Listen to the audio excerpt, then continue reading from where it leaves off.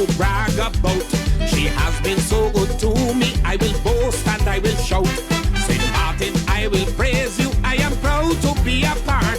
I will sing to the top of my voice, I love you with all my heart. With all the hurricanes that we have suffered over the years, you still strong, strong, strong. Though COVID derailed us, you're strong and that's a fact. Thank you, St. Martin, for always staying on track. I say, thank you, St. Martin, for bouncing back. St. Martin sweet, St. Martin nice, St. Martin complete, St. Martin is a paradise, St. Martin strong. Salute, you pass the test. Salute, may you live long. Salute, St. Martin, you're the greatest. St. Martin, I confess that we are truly blessed. No one can contest. You're the best. You weathered every storm. You suffer through the harm. You give thanks for every calm. You're the bomb. St. Martin strong. Thank you. May you live long. Thank you. I go sing my song. Thank you. St. Martin, you are number one.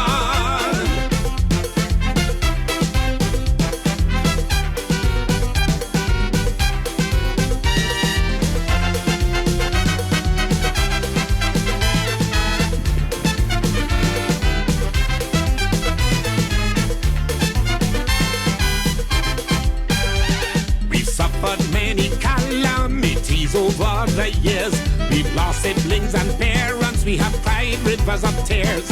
We've lost our homes and business, but we never lose our hope. Cause we know St. Martin people will rebound and will cope. My condolences to all who have lost their children and parents. You're strong, strong, strong. We are resilient. We persevered along. We pull together. Welcome to the Late Night Show. Hope everything is okay. Hope everything is all right. I'm your host, Andrew Day. First of all, let me say a special good evening going out to all the hardworking people at GEBE. You know, we appreciate the hard work that you do on a daily basis for everyone in the country. We love you. We love you. All right, let's begin. Of course, a lot is happening in St. Martin, and I don't know where to begin because the Integrity Chamber cut some ass again. I don't understand. Is MP Duran a masochist? Like, does he like pain? Does he just like the attention? Because for the life of me, this man take the amount of L's he took for 2022 and 2023. I don't know how he's still like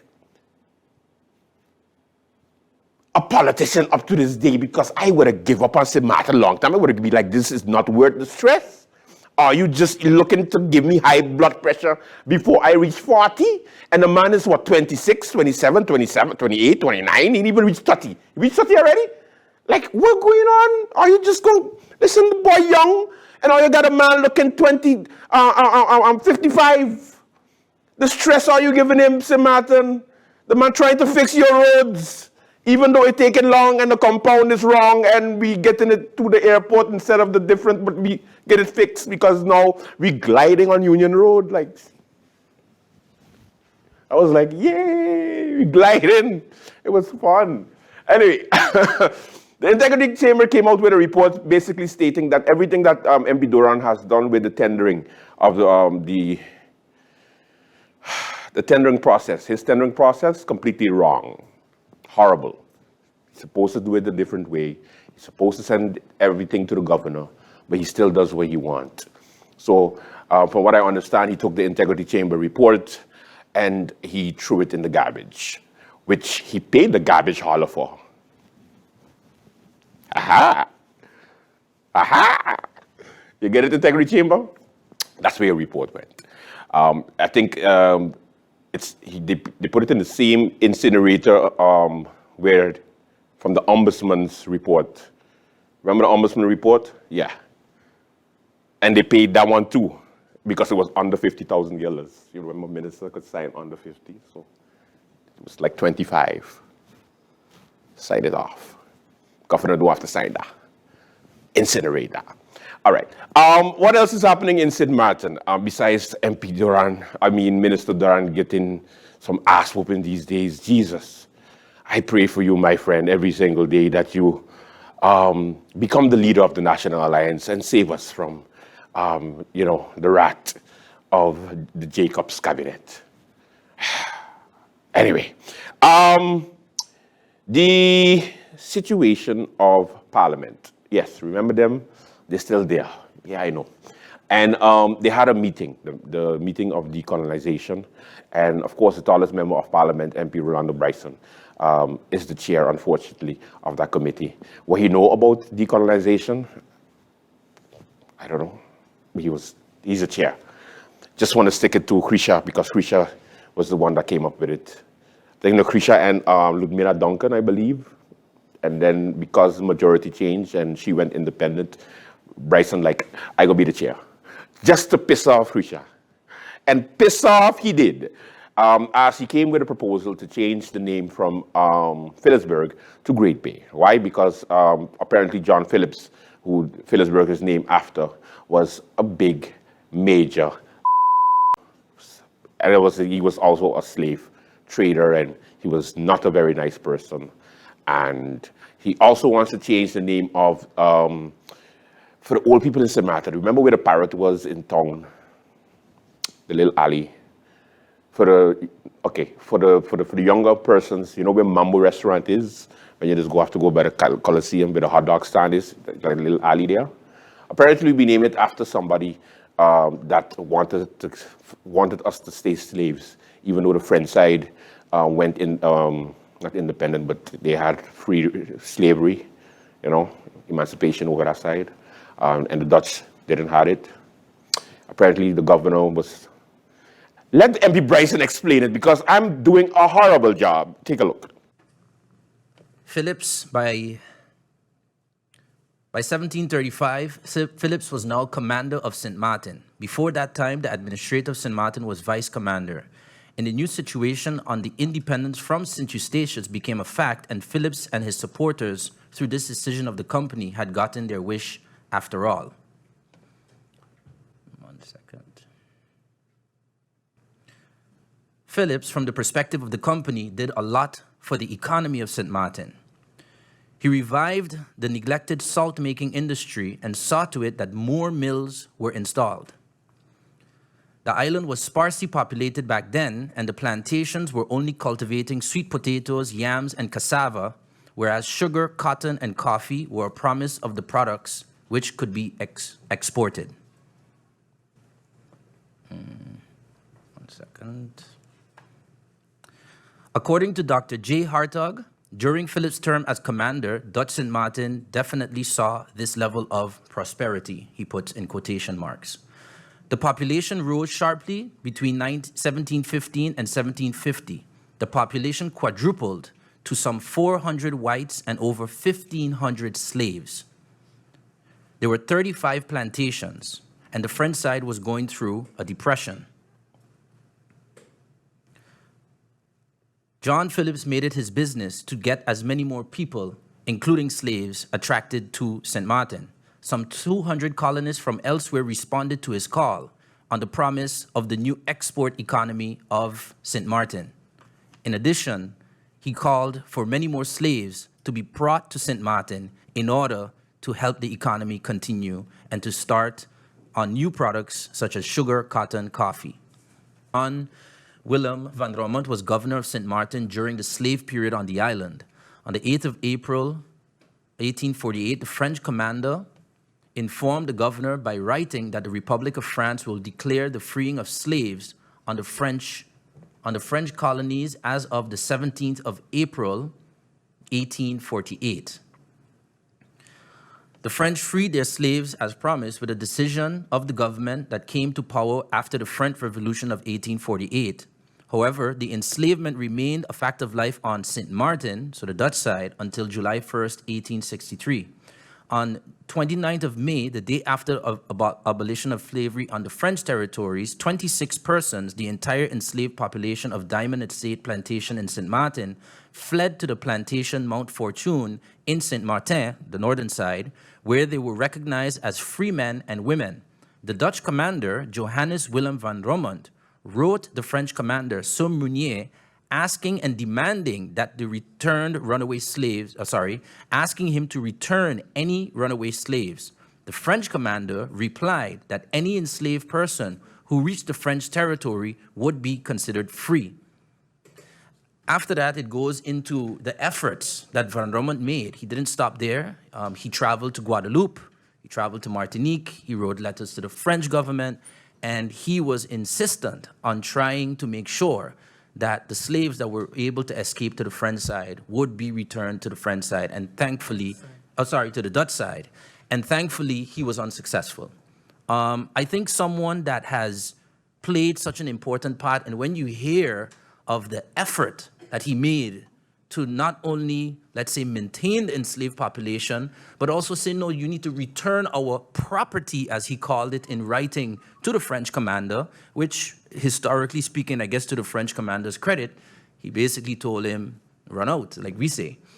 And now when you look at that, we have right here, right next to Coliseum Casino, we have a Van Rommond stake, and it's named after him. And, you know, in having this discussion with you, I found it also something, as was pointed out, probably a little simpler for the government to consider. And I believe, for example, my proposal would be if that street was named after such a terrible governor, perhaps then maybe we should rename that street to our first governor, Mr. Eugene Holiday. And I think that's something that we can perhaps consider. We can decorate the street as a sort of street where we can honor our local heroes, create a nice wall of fame, so to speak, on the left side of the building, you know, speaking to the owner of the building, having some statues, make it a nice educational and historical street for St. Martin, where people, tourists, everyone can walk through and see our local heroes, learn our history, and change it from a street that historically honors or remembers someone that was so instrumental in trying to keep slavery as long as possible in St. Martin. Now, of course, the ones, I don't know if it was the One St. Martin Foundation or it was just Jose Lake in Zinga Lake, and her name just always, I don't want to get her name wrong because she just scare me. I love her, but she just scare me. So I would say in Jose Lake's sister. That's it. That's I go call her that. Okay, she did a ritual in Parliament. It was nice to see because you know she paying tribute to the ancestors, and it was a nice sight to see. And also, I'll give you some of the presentation of the wonderful people that have a petition out, by the way, that you should support for the name change from Philipsburg to Great Bay. Take a look.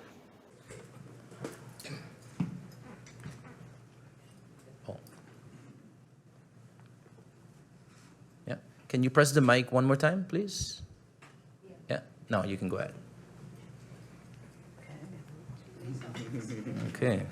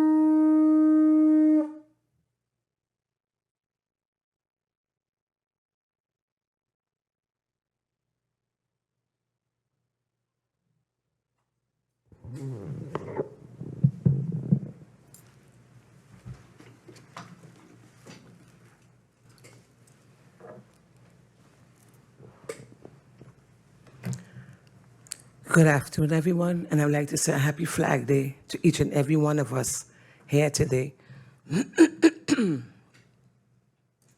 As we honor our ancestors who have sailed from the Atlantic Ocean into the Caribbean Sea,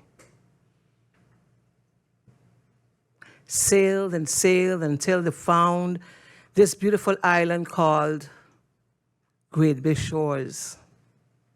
The shores of Great Bay to our ancestors have always been a place where they enjoyed and still enjoy.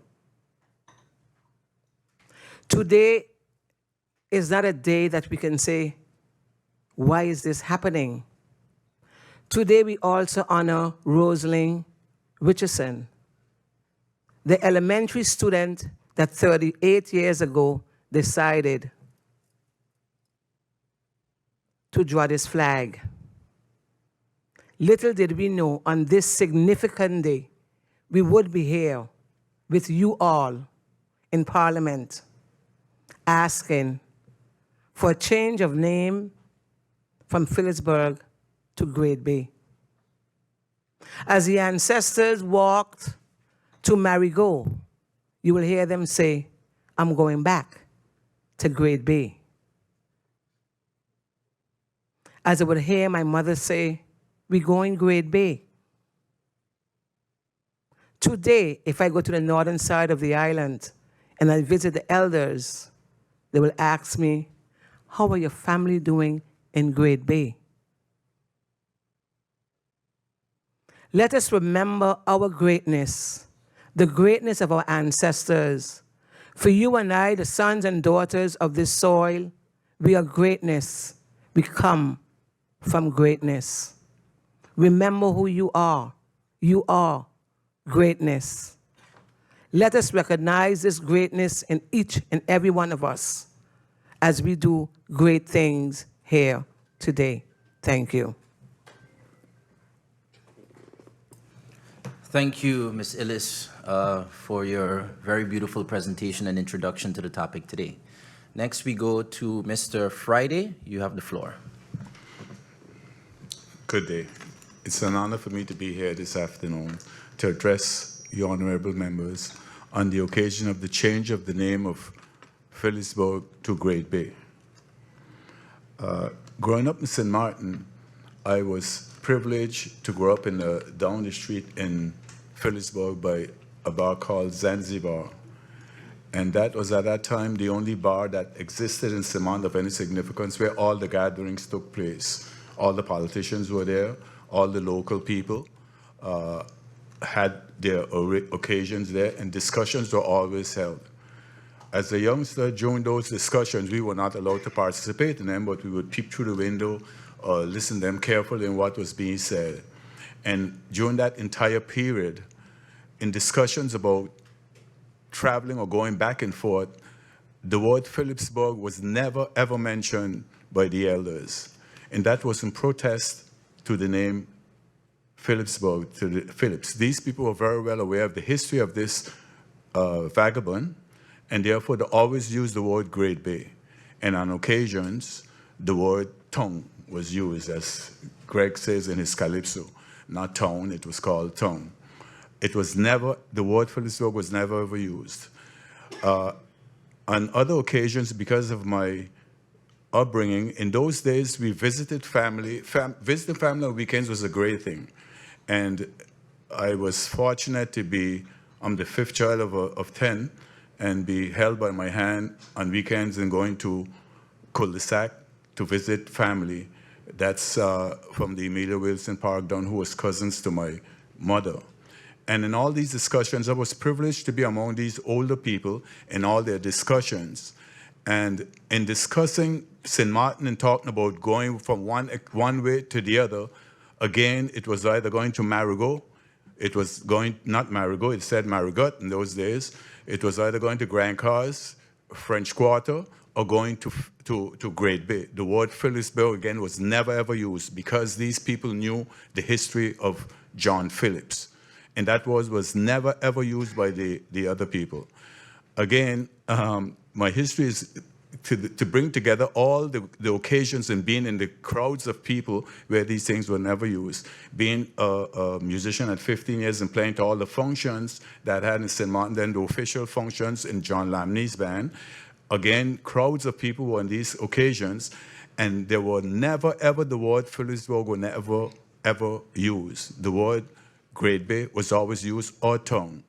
The only time the word Philipsburg were used were in schools, because then it was an official thing, and the nuns, of course, then, who were the leaders of education on this island, the decisions that were taken about education were made by them. In fact, I'll even stray a little bit here in that. In going to school in St. Martin, the word St. Martin was spelled like it is spelled on the northern side. It was never spelled St. Martin. That was done again by the Catholic nuns, saying the word St. Martin. It was always St. Martin. And to show you that, that's on the Catholic Church, they have this big mural of the St. Martin, who's named St. Martin of Tours, who it was named after. And you can imagine putting that up on that church. In those days, there were no heavy equipment, so all people gathered around to see this big thing going up on the church. And the name is spelled like it is on the northern side. It has never been, but again, it was always Great Bay. Great Bay was everything to St. Martin. A hotel was built in Martin, I'm going back, this is the 1950s and 60s now, before most of you were born.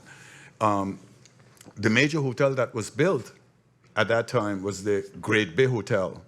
It wasn't called Philipsburg, it was the Great Bay Hotel. There's a history behind that, also a very negative history about the building of that whole thing. But it was always the word Great Bay. Never, ever did the older people. They didn't protest the way we did by demonstrating and saying things, but in silence, they did their demonstration by never, ever mentioning this, the name of this vagabond who gave the name of this beautiful country, Philipsburg. So this is my thing of the history of St. Martin and why it should be called Great Bay as opposed to Philipsburg. I thank you, gentlemen. And thank you, too, for that brief introduction and in terms of the history behind the use of Great Bay within our society back then. Thank you so much for that. And next we have Ms. Nzinga Lake. You have the floor. You press the button.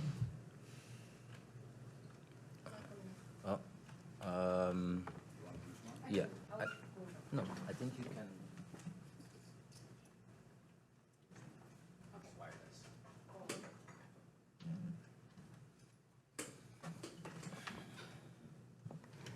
Okay, you have the floor. Okay. Honorable members of Parliament, I would like to take this opportunity to thank you for your presence and your support here today. And I'd also like to take the opportunity to wish everyone, our beloved St. Martin, a happy and joyful, safe Flag Day. I will be discussing our petition, as you see on the screen today. Make Great Bay the official name of capital St. Martin South. Based on the urgency and to gain the public attention, we created a petition on the website called change.org. The purpose of creating our petition was to raise awareness within our communities and also influence our government decision makers. The petition was very straightforward and impactful. As you can see, we used this photo of my father and my brother embracing the love and the pride of Great Bay. As you can see, Great Bay is beautiful, very beautiful. Our petition was easy to share through various social platforms such as Facebook, Instagram, and WhatsApp messages. Now, of course, Savage Chris had to come with something that actually makes sense. But did it make sense? Because it's Savage Chris, he always looking for something to complain about. But he made a point, so I give him this highlight. Take a look. Yeah, I just can't wait to be calling Philipsburg Great Bay. Like how we the same Marigot in Great Bay, the old folks. You see the whole legislation and talking to it's confusing me. It's really confusing me because I would want to believe that with a pen, this can simply be done because it didn't take all of this legislation and all kind of stuff for it to be called Philipsburg. It was named after a criminal. But we are here sitting down and having a long discussion on how we should go about and how this should be done and all sort of different names. And, not to take nothing away from our own people, but to remove the name from one street, from one governor, and put it to the name of another governor, is still a governor. I mean, at the end of the day, slavery brought us here, and colonialism have kept us here. So what are we trying to get rid of? Both of them. So I, for one, wouldn't be in favor of removing the name of one governor to replace it with another governor, whether he's from here or not. It is still the governor, which is vestiges of colonialism. Listen, it's either we want to get it done or we don't want to get it done. So we find the committee, get the names, get the street, get Philipsburg, and we remove all the semblance of colonialism, remove all the semblance of slavery, remove everything, and then it leads to our road of independence, and then we're good. Then we don't have to worry about all these sort of things and legislation for here and legislation for this. And guys, what it is we really want, this is like tippy-toeing on an issue that we know it is wrong. We know it is wrong. All over throughout the Caribbean, they're not going through legislation, they're ripping them down. In the United States, they ain't talking to the White House and they ain't talking to the states, and they're ripping them down. Here in St. Martin, yeah, but let us get a committee and know that it is VROMI. Let us do this. So we're going to try to name. No. We give an instruction that this is what we want done. This is a committee. We have the majority. We want it done or we don't want it done. Government, this is what we want done. Right or wrong? This is what Parliament is all about. I'm sitting here, I didn't want to say anything, but I'm starting to get annoyed with us always trying to be nice to please whom? Who? I thank you very much. It does have a point. You can't go from a bad governor to a good governor, but it's still a governor. So it's still the representation of what? The Netherlands. This is why they call us, in the Netherlands, a bunch of monkeys. Like, we don't do nothing like animals in St. Martin. Except the Minister of Education, Culture, Youth and Sports, swinging. That was for sports purposes, okay? We do not all do that. We do not all do that. Swing. It's like George boy.